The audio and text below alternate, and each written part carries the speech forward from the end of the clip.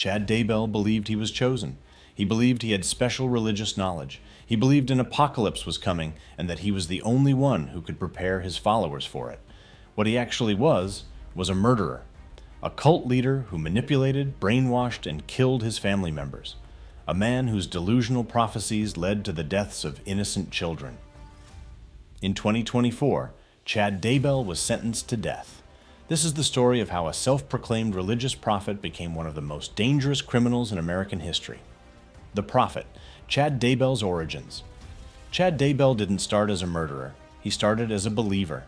Born in 1968, Chad grew up in a fundamentalist religious environment, but as an adult, he developed increasingly extreme beliefs. He became obsessed with apocalyptic prophecy. He started claiming to have visions.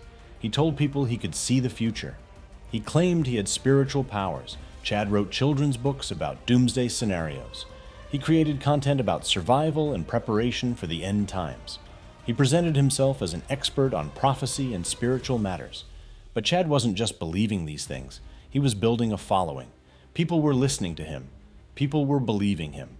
People were trusting him with their lives. The manipulation, building a cult. Chad Daybell didn't recruit followers through force. He recruited them through manipulation and false promises. He told his followers that the world was ending, that only he knew how to survive it, that if they followed him and trusted him, they would be saved. He used religious language to justify anything he wanted. If he said something was God's will, his followers believed it. If he claimed a spiritual revelation, they accepted it. His words were absolute. Chad specifically targeted vulnerable people, women, single mothers, people seeking spiritual guidance, people who wanted to believe in something greater than themselves. He isolated them from their families. He convinced them that their relatives didn't understand the spiritual truth. He separated parents from children, husbands from wives, all in the name of spiritual preparation. The prophecies, building toward violence. As Chad's influence grew, his prophecies became darker. He started talking about zombies, about people being taken over by evil spirits, about the need to remove these dark ones from the world. In Chad's mind, these dark ones included people who opposed him, people who didn't believe him, people who stood in the way of his mission. Specifically, his prophecies began to target his own family members. The victims. Innocent lives ended. Chad's first victim was his wife, Tammy Daybell. She was suspicious of Chad's extreme beliefs. She questioned his teachings. She stood between Chad and his ambitions. In October 2019, Tammy died. Chad claimed natural causes, but the truth was far darker. Chad and his new wife, Lori Vallow had poisoned her. They murdered her to be together and to consolidate their power. But the murders didn't stop there. Lori Vallow had 2 children, J.J. Vallow, age 7, and Tylee Ryan, age 17. These children became obstacles in Chad and Lori's apocalyptic plans. J.J. was a difficult child, requiring special attention. Tylee was old enough to question the cult's teachings. Both threatened Chad's absolute authority. In the summer of 2020, both children were murdered.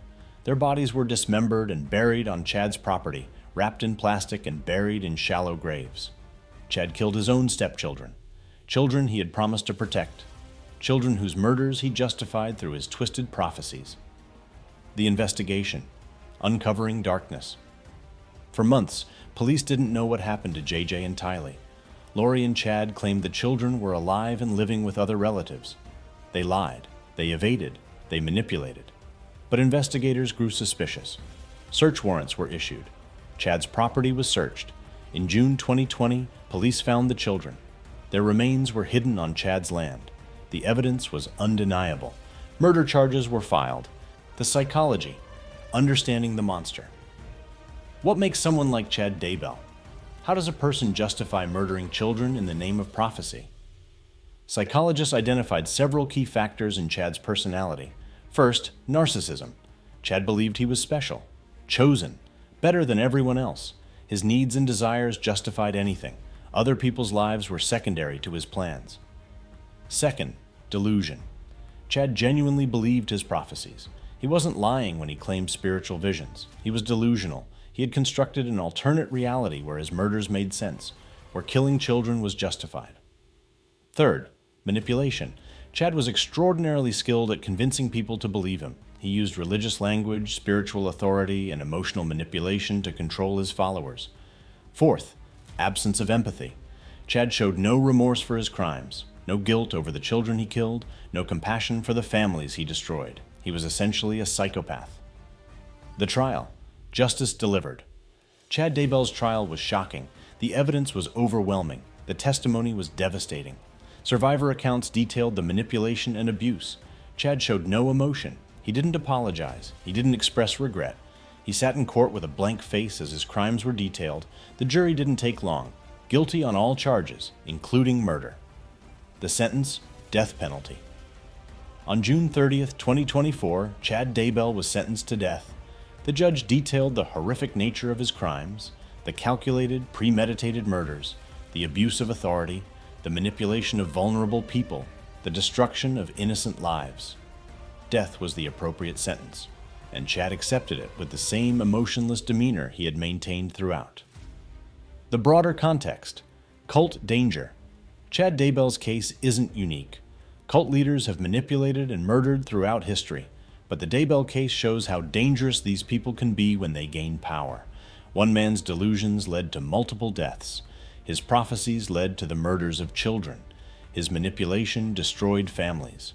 The case reveals how vulnerable people are to spiritual manipulation, how effective charismatic leaders can be at controlling others, how prophecy and religious language can justify any crime.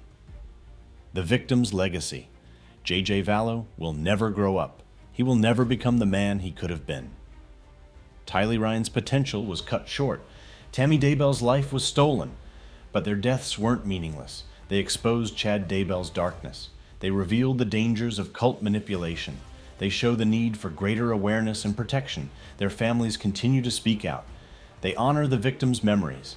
They work to prevent similar tragedies. Chad Daybell represents a specific type of evil. Not the violence of passion or desperation, but the calculated evil of a manipulator who believes his own delusions. He genuinely thought he was a prophet.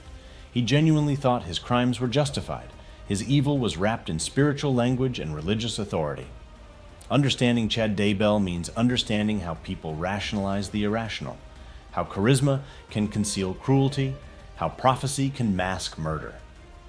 That's the story of Chad Daybell, a doomsday prophet whose beliefs led to the murders of his own family, a man sentenced to death for crimes that shocked the nation. If this case interested you, please hit the like button and subscribe. We explore true crime cases and the psychology behind them every week.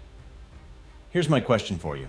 What do you think makes someone like Chad Daybell so dangerous? Is it his delusions, his narcissism, his ability to manipulate, or something else entirely?